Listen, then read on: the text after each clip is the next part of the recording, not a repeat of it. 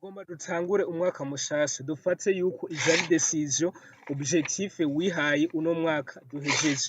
Iki nico gihe co kwibagira ibintu wihaye, iki nico gihe co kwibagira objectif wihaye uno mwaka. Tugomba dutangure umwaka mushasha twibagire ibintu twakoze muri uno mwaka. Rero nibihe bintu utegerezwa gukora uno mwaka tugomba dutangure kugira ngo ushobore guhindura ubuzima bwawe. Ikintu ca mbere, decision ya mbere nifuza yuko wofata uno mwaka, manza wibagire ivy'uno mwaka, manza ubishire ku ruhande. Decision ya mbere nifuza yuko wofata uno mwaka ni gushiraho objectif nshasha, ni gushiraho resolution nshasha, ni gushiraho decision nshasha zishobora gutuma witeza imbere. Shiraho decision nshasha, shiraho objectif nshasha. Ntushobora gufata urugendo utazi iyo uriko urerekeza. Rero mu gihe utanguye umwaka ufise objectif, mu gihe utanguye umwaka ufise ikintu wifuza kugeraho, ni ikintu gikenewe cane. Rero manza ushireho decision, manza ushireho objectif wifuza gushiraho kandi uzandike ku rupapuro kuko kuvyandika ni ikintu gikenewe cane. Naje mpora ndavyandika, hari ibintu nanditse mu mwaka uheze kandi vyinshi sindabishitseko ariko hari ivyo nagezeko. Iyo ngeze ku kintu ndagishiramwo umurongo, iyo ntakigezeko nta kundi niha iyindi ntego, niha ikindi gihe co kugishikako. Rero ni vyiza gushiraho objectif kandi ukazandika ku rupapuro. Iki ni ikintu gikenewe cane ushobora kwitaho kw'iterambere wifuza. Rero gira objectif uzishire ku rupapuro kuko iyo ikintu utacanditse bituma ucibagira kandi iyo ucanditse biguha motivation, bikaguha na concentration, kwiconcentra kuri ico kintu. Biguha motivation kwipusa gukora ico kintu hanyuma ukagishira mu ngiro. Rero decision wategerezwa gufata ni kwandika ibintu ku rupapuro. Namye numviriza amwe mu majambo y'umugabo yitwa Steve Harvey, umukomediya akomeye cane wo muri Amerika, aho yavuze ati ntushobora gutera imbere mu gihe utandika ibintu hasi. Utegerezwa kugira ico bita vision board, utegerezwa kugira ico bita block note, akantu wandikamwo objectif wifuza gushikako. Kino kintu kirakenewe cane. Gira akantu wandikako ibintu wifuza gushikako. Ntushobora gufata urugendo utazi iyo uriko urerekeza nkuko nabikubwiye. Rero decision ya mbere nifuza yuko wofata ni gushiraho objectif. Andika objectif wifuza gushikako. Ntugire ubwoba nubwo vyoba ari ibintu binininya cane ufitiye ubwoba yuko udashobora gushikako, uvyandike. Nimba indoto zawe zitagutera ubwoba, izo ndoto ni nto cane. Indoto zawe zitegerezwa kugutera ubwoba ku buryo nawe wumva ati mbega wibaza uti kino kintu nzogishikako. Nubwo biguteye ubwoba vyandike. Shiraho objectif wifuza gushikako uno mwaka, wifuza yuko woshikako uno mwaka. Kino kintu kirakenewe cane. Decision igira kabiri ukwiye gufata muri uno mwaka tugomba dutangure ni kwiyemvestisa muri wewe, kwishiramwo umutahe. Rero kwishiramwo umutahe ni akahe kamaro kavyo? Kwishiramwo umutahe birafise akamaro kanini kw'iterambere ryawe. Amwe mu majambo nkunda cane n'ay'umugwizatunga wo muri Amerika yitwa Warren Buffett, aho avuga ati investissement ya mbere wokora, umutahe wa mbere wokora ni kwiyemvestisa muri wewe, ni kwishiramwo umutahe. Kwiyemvestisa muri wewe none bisigura iki? Kwiyemvestisa muri wewe bivuze iki? Kwiyemvestisa muri wewe canke kwishiramwo umutahe ni kurondera ubumenyi butandukanye, kurondera ubumenyi ku kintu ugomba ukore, yaba business ugomba ukore, gusoma ibitabo, ugenda mu maconference, ugenda mu maseminaire aho bigisha ikintu gishobora guhindura ubuzima bwawe. Investissement ushobora kuzikora ugutandukanye. Kwiyemvestisa muri wewe nico kintu ca mbere wategerezwa gufata comme decision kugira ngo uhindure ubuzima bwawe muri uno mwaka tugomba dutangure. Ntushobora kuronka utarahinduka. Ikintu ca mbere utegerezwa gukora ni guhinduka. Imbere yuko uronka manza uhinduke. Il faut être avant d'avoir. Ntushobora kuronka utarahinduka. Ikintu ca mbere utegerezwa gukora ni guhinduka kugira ngo ushobore kuronka. Iyo umaze guhinduka urashobora kuronka. Dufate nk'akarorero iyo uriko urasoma ibitabo bivuga ku mafaranga, urashobora kuronka ubumenyi buvuga ku mafaranga, hanyuma bikagufasha gukora business, hanyuma bikagufasha kw'iterambere ryawe wifuza. Rero investissement ya mbere wokora, decision ya mbere wokora uno mwaka ni kwiyemvestisa muri wewe. Ushobora kwiyemvestisa muri wewe mu buryo butandukanye. Urashobora kwiga ibintu bitandukanye, ivyo bita skills. Skills ni ikintu ushobora kwiga hanyuma kikaguha amafaranga, ariko gifata igihe, ariko kiraguha amafaranga. Dufate nk'akarorero iyo uriko uriga ururimi, uba uriko uriga skills. Rero iyo umaze kwiga ururimi urashobora kwigisha abandi bantu hanyuma bakaguha amafaranga. Dufate nk'ubu iyo uriko uriga gufotora, photography urashobora kuvyiga hanyuma mu nyuma bikaguha amafaranga. Dufate nk'ubu iyo uriko uriga gukora amavideo, kweditinga amavideo urashobora kuvyiga hanyuma mu nyuma bikaguha amafaranga. Rero investissement ni kurondera ikintu gishobora kuguha ubumenyi, ni kurondera ubumenyi bushobora gutuma uhindura ubuzima bwawe. Niyo investissement ya mbere wategerezwa gukora. Rero imbere y'uko uronka, manza wige guhinduka, manza urondere ubumenyi ku bijanye n'amafaranga, manza urondere ubumenyi kuri business ugiye gukora, manza urondere abamantora. Abamantora ni abantu bateye imbere mu kintu kanaka, bateye imbere muri business kanaka.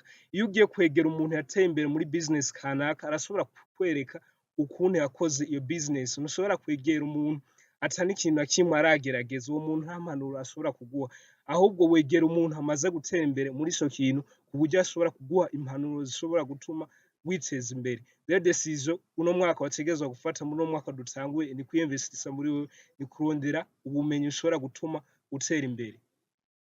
Decision igira gatatu nifuza yuko wofata kugira ngo ugire iterambere ryiza wifuza uno mwaka, ni kwitaho ibikorwa vyawe vya buri munsi, ivyo nokwita routine quotidienne.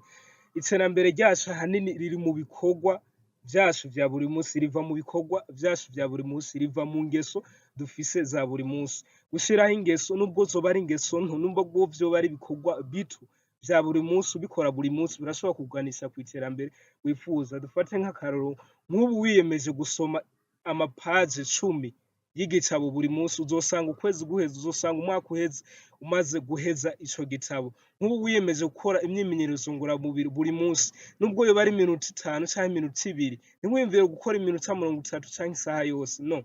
Iyumvire akantu gatonya, iyumvire iminota 5, iyumvire iminota 2. Ivyo bikorwa ushiraho buri munsi nivyo bigira impinduka nziza ku buzima bwawe n'iterambere ryawe. Dufate nk'ubu wiyemeje kuvyuka hakiri kare, iyo ni routine wiyemeje kandi ifise akamaro kanini ku buzima bwawe.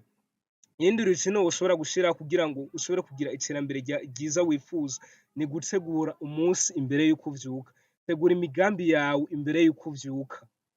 Izo ni ingeso ushobora gushiraho buri munsi, ariko uzibona nk'uko umenga ni ikintu gitonya ariko gifise akamaro kanini ku buzima bwawe. Nk'ubu wiyemeje kuryama amasaha 8 canke amasaha 7 buri munsi, ivyo birashobora kugufasha mu kugira amagara meza. Nk'ubu wiyemeje kuvuga uti uno mwanya sinzoza ndakoresha telefone, uno mwanya ni uwo kwiyumvira, uno mwanya ni uwo kugira reflection, ugashiraho nk'iminota 30 yo kwiyumvira ku buzima bwawe. Ivyo birashobora kugufasha mu kugira iterambere wifuza. Nk'ubu ufashe umwanya wo kugira umwanya wo gushima, umwanya wo kuvuga uti uno munsi reka niyumvire, uno mwanya reka niyumvire ku bintu vyiza vyambayeko.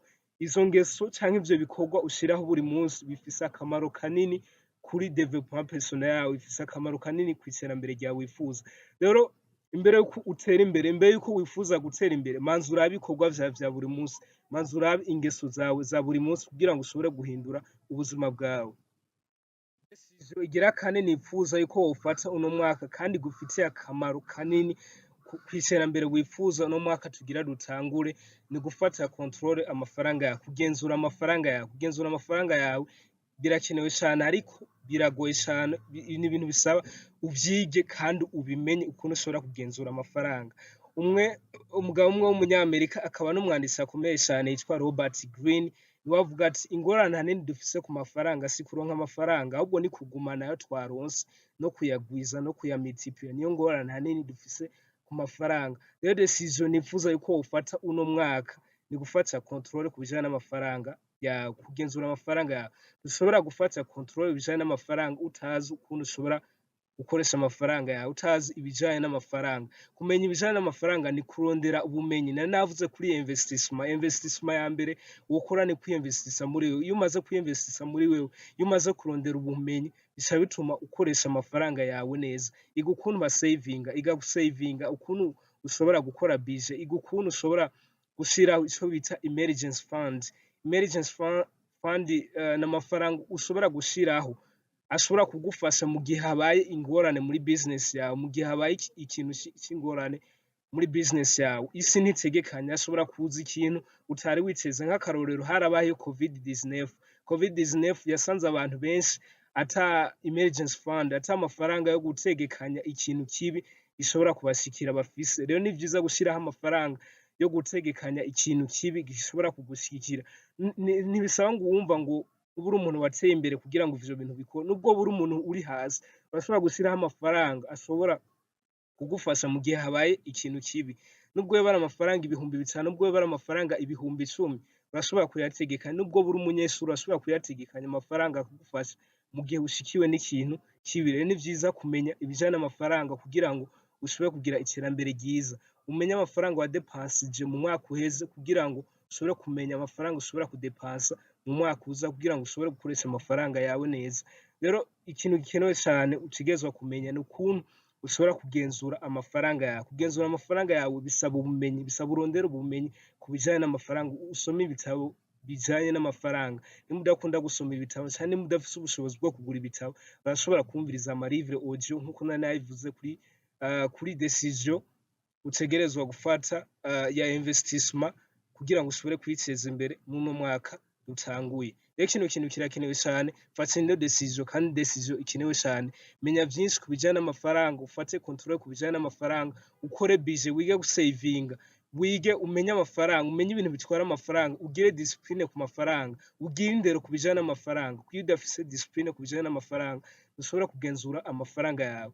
Ni kino kintu kirakenewe, so utegerezwa kugira discipline ku bijanye n'amafaranga. Kugira discipline ni kwirengagiza ibintu bigusamaza, ni kwirengagiza ibintu bikwihutisha gukora ico utategerezwa gukora, ibintu bikwihutisha kugura ico utategerezwa kugura, ibintu bituma ugira ivyifuzo bibi aho kugira ivyifuzo vyiza kugira ngo ushobore gukoresha amafaranga yawe neza. Rero gira discipline ku bijanye n'amafaranga. Discipline no guhitamwo ibintu bigoye ariko bigufitiye akamaro kw'iterambere ryawe. Wategerezwa kwirengagiza ibintu bitakaza amafaranga yawe, ibintu bigutwara amafaranga ariko bitagufitiye akamaro. Rero utegerezwa kugira discipline ku bijanye n'amafaranga kugira ngo ushobore guhindura ubuzima bwawe muri uno mwaka dutanguye. Ica gatanu nipfuza yuko wofata uno mwaka tugomba dutangure ni kwihuza n'abantu. Kwihuza n'abantu, kwinvestisa mu bucuti. Kwinvestisa mu bucuti ni kwihuza n'abantu musangiye indoto, kwihuza n'abantu musangiye indoto. Iyo wihujije canke ugakorana n'abantu musangiye indoto bituma izo ndoto ushobora kuzishikako. Iyo wihujije n'abantu bashobora kugufasha bituma ivyo bintu ushobora kubishikako. Niwahura n'abantu ntuze ubigane canke ugerageze guhangana nabo, ahubwo uze wige gukorana nabo, nico kintu gikenewe cane. Rero kwinvestisa mu bucuti, kwihuza n'abantu birakenewe cane. Ntube uri umuntu w'inyakamwe utifuza gukorana n'abandi bantu, ahubwo iga gukorana n'abantu, iga kwihuza n'abagenzi, iga kwihuza n'abantu bashobora kugufasha na cane cane. Kino kintu kirakenewe cane. Ino decision ndifuza yuko woyifata uno mwaka tugomba dutangure kugira ngo uze ugire umwaka mwiza, uze ugira umwaka w'impinduka ku buzima bwawe. Ba interese mu bandi bantu, ushiremwo ubwenge mu kuba interese mu bandi bantu nkuko umwanditsi w'umunyamerika yitwa Dale Carnegie abivuga mu gitabo ciwe yise How to Win Friends and Influence Other People. Rero ikintu gikenewe cane, ba interese mu bandi bantu. Iyo umaze kuba interese mu bandi bantu, iyo umaze kuba wumva wokunda abandi bantu ukabishiramo neza nabo bakakubishiramo neza, ni ikintu gikenewe cane. Bituma abo bantu mushobora gukorana, na cane cane abantu bashobora kugushigikira. Ikonegite, wihuze n'abantu bashobora kugushigikira. Shiraho intego, shiraho objectif wifuza mu bucuti. Ntugende mu bucuti udafise objectif wifuzamwo. Ntugende mu bucuti mu gutakaza umwanya, ahubwo genda mu bucuti wihuze n'abantu ufise ivyo wifuza gushikako. Wiyumvire ivyo bita ganye-ganye. Wiyumvire yuko niwagenda mu bucuti uzoyunguka nabo bunguke. Ahubwo ntiwiyumvire yuko niwakorana n'abantu utegerezwa kugira inyungu y'umurengera kubasumvya, ahubwo wiyumvire yuko muzogira inyungu ingana. Wiyumvire yuko muzogira ubucuti bwiza kugira ngo mushobore kugira mwese mwiteze imbere, mushike kw'iterambere mwipfuza. Ica gatandatu nifuza yuko wofata uno mwaka tugomba dutangure ni kwitaho amagara meza yawe, kwitaho le bien-être yawe. Kwitaho amagara yawe meza yawe birakenewe cane. Ntushobora kugira itunga wifuza, ntushobora gushika ku ndoto zawe wifuza mu gihe udafise amagara meza. Uhora wumva babivuga amagara aruta amajana. Rero kino kintu kirakenewe cane. Imbere yuko witaho ibindi, imbere yuko wiyumvira ibindi, manza ugire amagara meza, manza witeho amagara meza. Kora ibintu bishobora gutuma ugira amagara meza yawe, haba ku mubiri no mu mutwe. Witeho ugire balance hagati y'akazi ukora n'ubuzima busanzwe ubayeho kugira ngo ushobore kwitaho ukumererwa neza kwawe. Witaho ibintu bishobora gutuma ugira amagara meza, nimba ari gukora siporo, nimba ari gufungura neza, nimba ari kunywa amazi, ukanywa amazi bikenewe. Buno buntu busuzugura bwa buri munsi nibwo bufise akamaro keza kandi bushobora gutuma ugira amagara meza.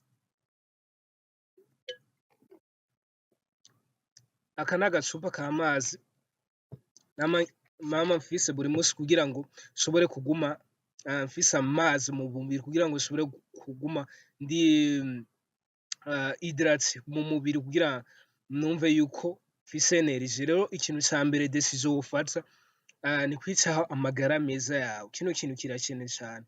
Hanyuma wongere wihuze n'abantu bagukunda, wihuze n'abantu bagushigikira, wihuze n'abantu bagukunda. Iyo uri kumwe n'abantu bagukunda navyo nyene bishobora gutuma ugira amagara meza na cane cane mu mutwe. Kino kintu kirakenewe cane. Hanyuma wige no kwikunda.